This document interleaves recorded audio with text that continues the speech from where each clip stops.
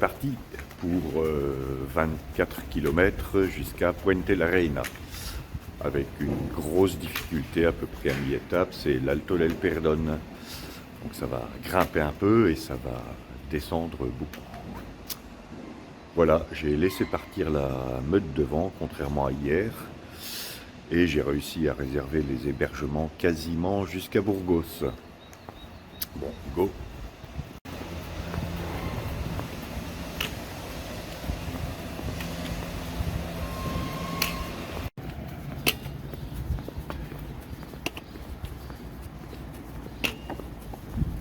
Alors hier à l'arrivée, ça a été la foire d'empoigne pour trouver un couchage qui ne soit pas déjà réservé par les tours opérateurs. J'ai quand même réussi, y compris pour les copains qui me suivaient à peu près 1 ou 2 heures derrière. Mais en discutant avec l'alberguista, qui travaille à l'auberge où j'étais depuis une bonne dizaine d'années, la situation se dégrade d'année en année. Il est assez écœuré. Il y a une vieille dame qui est arrivée assez tard, qui avait fait toute l'étape avec son sac à dos à pied, qui est arrivée assez épuisée. Et malheureusement, il n'y avait plus de couchage pour elle. Et l'alberguista en était tout désolé.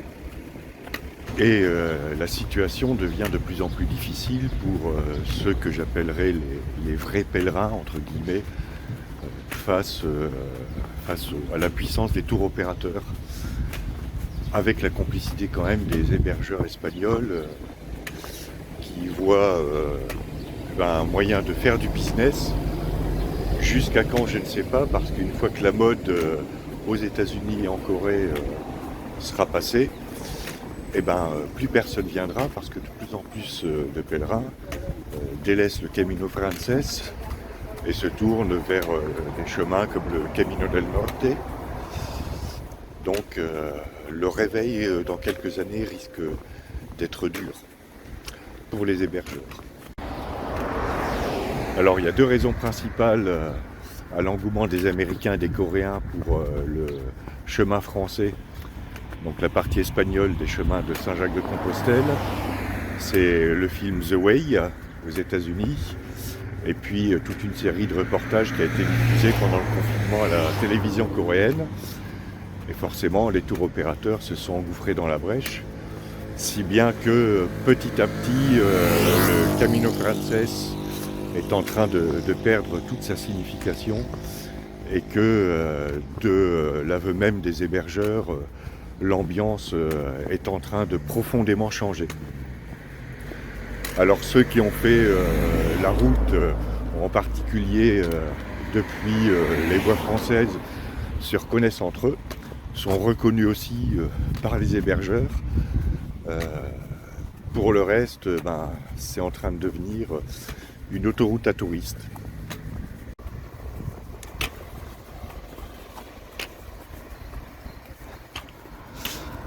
Voilà, face à moi là-bas, c'est l'Alto del Perdón, une petite cordillère que je vais devoir franchir. Donc il va falloir que je grimpe. Mais il paraît que la vue depuis là-haut est très chouette, sauf que pour l'instant, là-haut c'est dans les nuages. On verra le moment venu quand l'air se sera un peu réchauffé.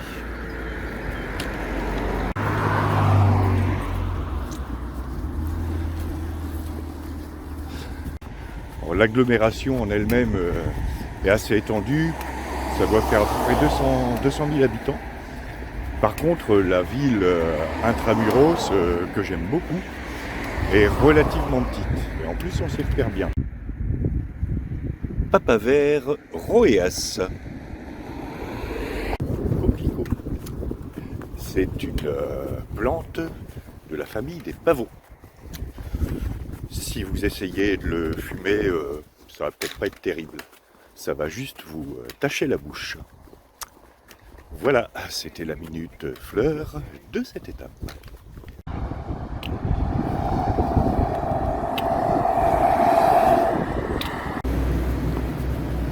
Bon, j'ai sorti les lunettes de soleil parce que partutatis, on est en Espagne.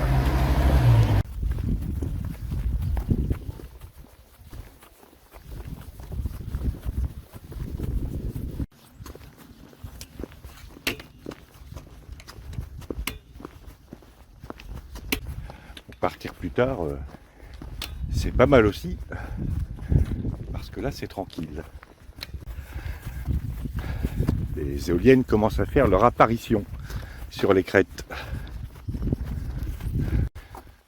Ces dernières années, l'Espagne a beaucoup investi dans l'énergie éolienne et autant dans le gaz. Alors moi, je dois suivre les flèches jaunes.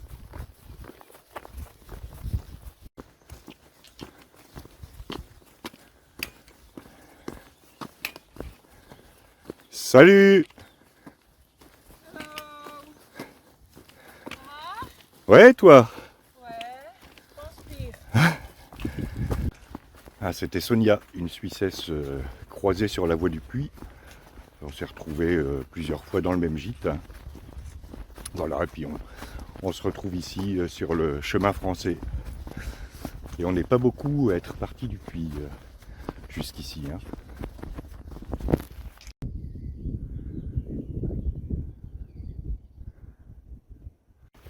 Je vais pas rajouter un caillou, je serais capable de tout faire s'écrouler. Ah, je vois un petit train de personnes là-bas. Ça veut dire que il va y avoir un raidillon.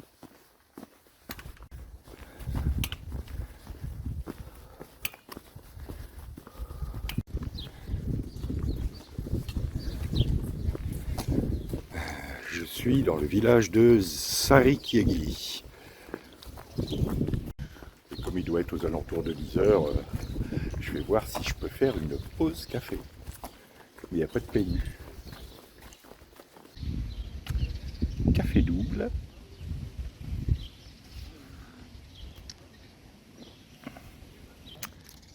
Y empanada de jamón y queso.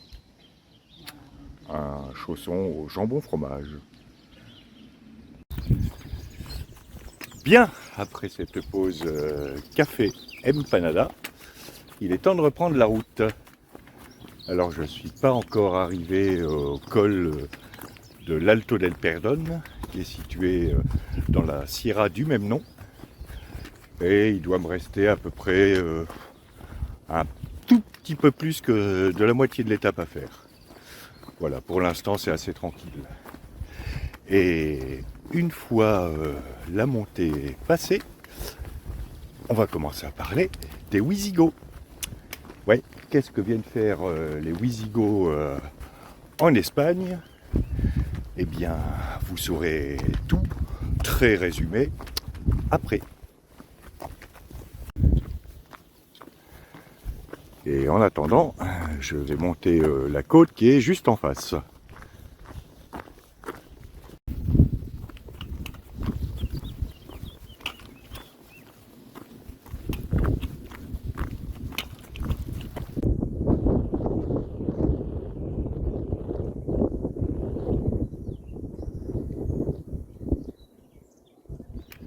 Et j'ai remis la polaire parce qu'il y a un petit vent frais quand même.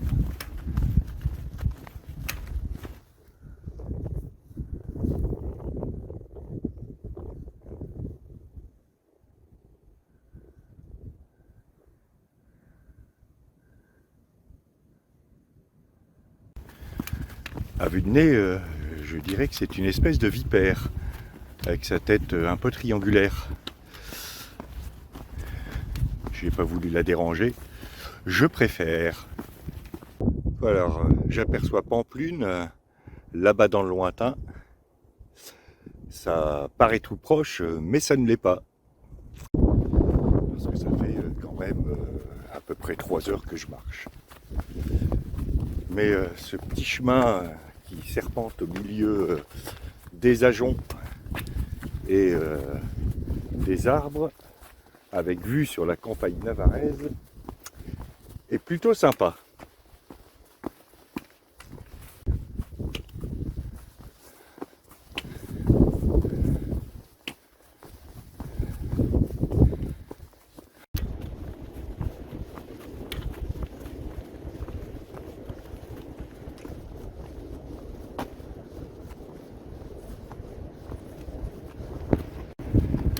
je peux vous assurer qu'elles font du bruit, ces éoliennes.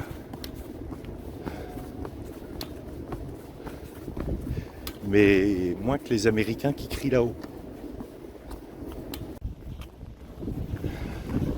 Voilà, je dois arriver à l'Alto del Perdón, point culminant de cette étape, avec sa sculpture en métal là, qui représente des pèlerins. Et cette culture vous est offerte par la compagnie hydroélectrique de Navarre.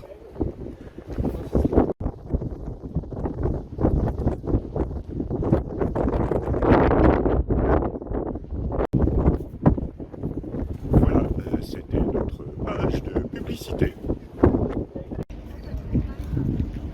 Et là, face à moi, le mémorial des victimes du franquisme.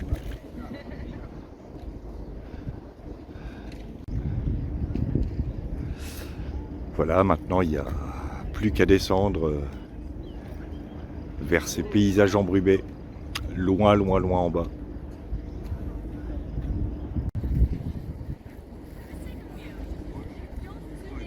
Et je suis à 550 km de Saint-Jacques-de-Compostelle. Change up.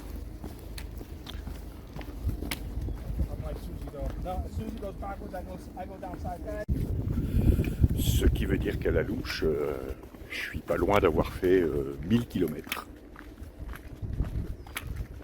C'est cool.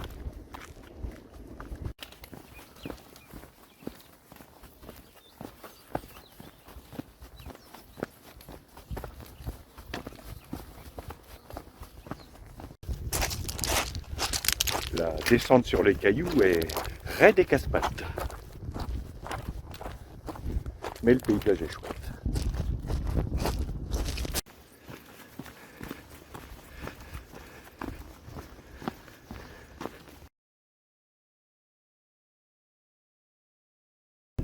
Bien, maintenant que cette descente qui a bien sollicité mon genou droit est finie, on va pouvoir parler des Wisigoths. Des Wisigoths, des Ostrogoths et des Goths. Qui sont les Wisigoths? Alors, les Wisigoths, c'était une peuplade qui habitait sur les bords de la mer Noire et qui, aux alentours de l'an 270 de notre ère, ont migré en Dacie. La Dacie étant l'équivalent de la Roumanie. Ils y sont allés pour construire des Renault Dacia. Ouais, déjà en 270. Une fois qu'ils en ont eu marre de construire des Renault Dacia en Roumanie, eh ben, ils ont émigré en Hispanie à partir de 376. Ça, c'est pour les Wisigoths. Les Ostrogoths, quant à eux, habitaient aussi sur les bords de la mer Noire, mais ils n'ont pas émigré vers les mêmes contrées. Ils ont commencé par émigrer à la même époque que les Wisigoths émigraient en Dacie vers l'Ukraine, qui s'appelait à l'époque la Sarmatie. Les Ostrogoths étaient bien installés en Ukraine, ou plutôt ce qui sera plus tard l'Ukraine, quand ils décidèrent d'émigrer en Italie. On va éviter de dire que l'Ukraine envahit l'Italie, ça pourrait donner des idées à Poutine. Donc, pour résumer, Wisigoths, mer Noire, Roumanie, Espagne, Ostrogoths, mer Noire, Ukraine, Italie. Là, c'est simple. C'est d'autant plus simple que les Valois n'existaient pas à l'époque. Mais allez-vous me dire, les Wisigoths et les Ostrogoths ont-ils toujours vécu sur les bords de la mer Noire? Que nenni! Les Wisigoths et les Ostrogoths sont issus des Goths. Les Goths, qui étaient une peuplade qui résidait dans le sud de la Suède et qui, au 1er siècle après Jésus-Christ, a émigré d'abord sur les bords de l'Oder et de la Vistule, en Poméranie, qui correspond à peu près au nord de la Pologne, puis qui au cours de la construction des routes commerciales a fini par débarquer sur les bords de la mer Noire. Cette peuplade contrôlait d'ailleurs la route de l'Ambre. Donc ça voudrait dire que les peuples du sud de la Suède ont émigré vers la mer Noire, puis vers l'Aquitaine, le Poitou-Charentes, l'Hispanie et l'Italie. Ça voudrait dire que tous les Français de souche originaires du sud de la Loire sont en fait des Scandinaves. Ça alors! Elle est belle ma tête de viking, non? La suite des Wisigoths après le village.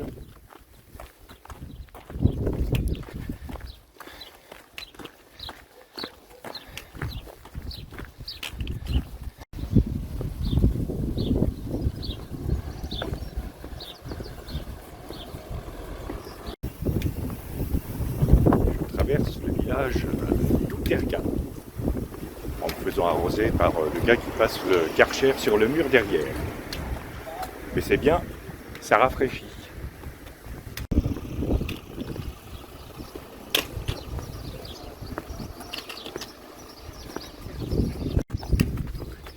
Et ils doivent rester à la louche 6 km à faire.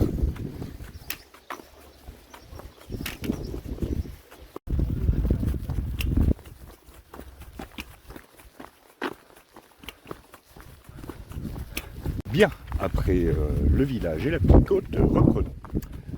Les Wisigoths donc s'installent en actuelle Aquitaine, fondent un royaume dont la première capitale sera Toulouse.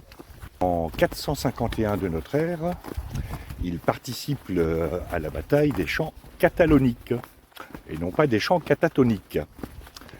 Et au cours de cette bataille, il vainc les Huns conduit par Attila. Attila, surnommé par ses troupes Roundup, puisque là où Attila passe, l'herbe ne repousse pas.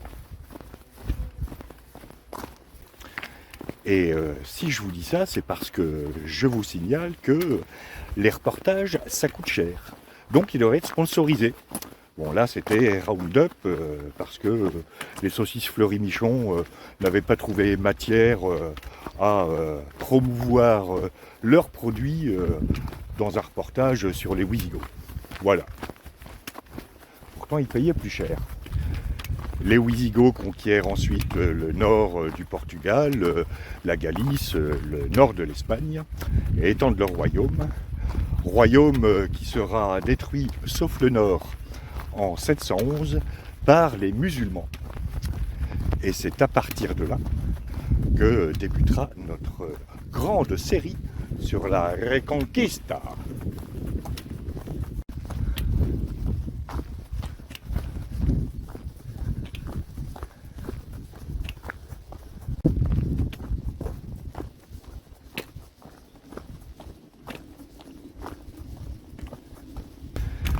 Dernière anecdote linguistique, les migrations des Wisigoths donneront lieu quelques siècles plus tard à une expression bien connue, parce que à la question tu y vas, on répond souvent oui gigot. Là, elle était bien nulle celle-là. Mais j'avais dit que je ferais une blague nulle par jour. Contrat rempli.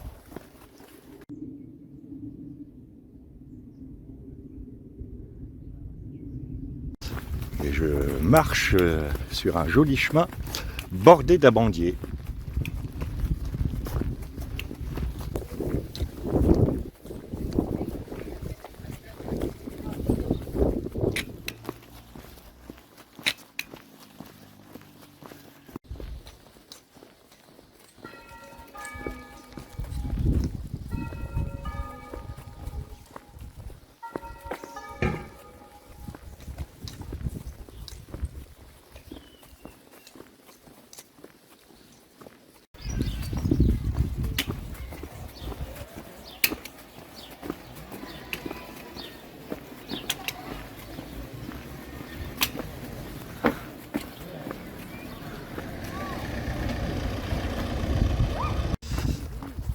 Alors j'amorce ma descente vers Puente la Reina, qui est à peu près 2 km. Et jusqu'ici, j'ai bien aimé cette étape.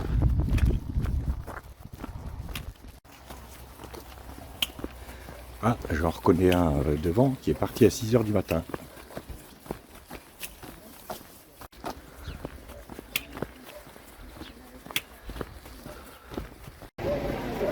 Voilà, j'arrive à Puente la Reina. Et donc maintenant, faut que je trouve mon gîte.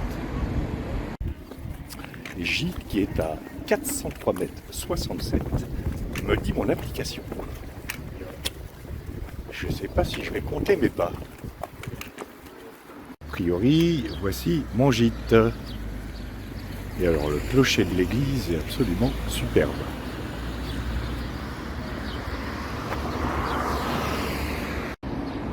Et si vous avez bien vu, il y a une cigogne qui s'est envolée.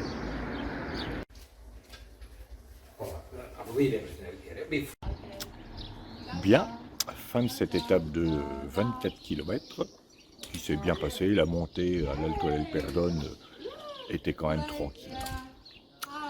Voilà, j'en ai profité pour réserver pour demain pour les 3 copains qui font une journée de repos aujourd'hui à Pampelune. Et puis je vais essayer de jouer comme ça les poissons pilotes, au moins jusqu'à Burgos où on devrait se rejoindre parce que j'ai prévu une journée de repos à Burgos.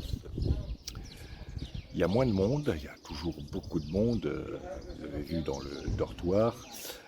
Mais là, les choses quand même s'améliorent. Au niveau des hébergements, ça reste quand même tendu. Voilà, je vous dis à demain pour de nouvelles